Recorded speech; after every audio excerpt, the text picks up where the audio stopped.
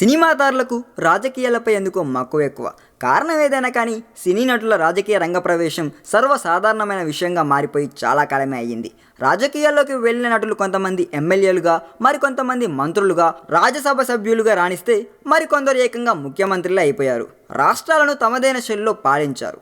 ఏది ఏమైనా కానివ్వండి, నయనతార రాజకీయాల్లోకి వస్తుందనే వార్తలు మాత్రం ఇప్పుడు హల్చల్ చేస్తున్నాయి. ప్రస్తుత ముఖ్యమంత్రిగా ఉన్న జయలలితను ఆదర్శంగా తీసుకుందో లేక పార్టీల స్వాగతాలు పెరిగిపోయాయో కానీ తమిళ ఇండస్ట్రీలో ప్రస్తుతం నెంబర్ 1 హీరోయిన్గా దూసుకుపోతున్న నయనతార రాజకీయాల్లోకి వస్తుందనే ప్రచారం జోరందుకుందండోయ్. ఈ విషయంలో ఇప్పటికే గ్రౌండ్ వర్క్ పూర్తి చేసిందని, ఇక నేరుగా రంగంలోకి దిగడమే మిగిలిందని చెబుతున్నారు. ఈ విషయంలో అధికార పార్టీ నయనతారను రాజకీయాల్లోకి ఆహ్వానిస్తున్నట్టు తెలుస్తుందండి. ఇందులో భాగంగానే తాజాగా ఏ సినిమా ప్రమోషన్లోనూ పాల్గొనని చెప్పే నయన అధికార పార్టీ స్పోర్ట్ ఫౌండేషన్ ద్వారా నిర్వహించిన అవార్డుల ప్రధానోత్సవ కార్యక్రమానికి ముఖ్య అతిథిగా హాజరయ్యారంటండోయ్.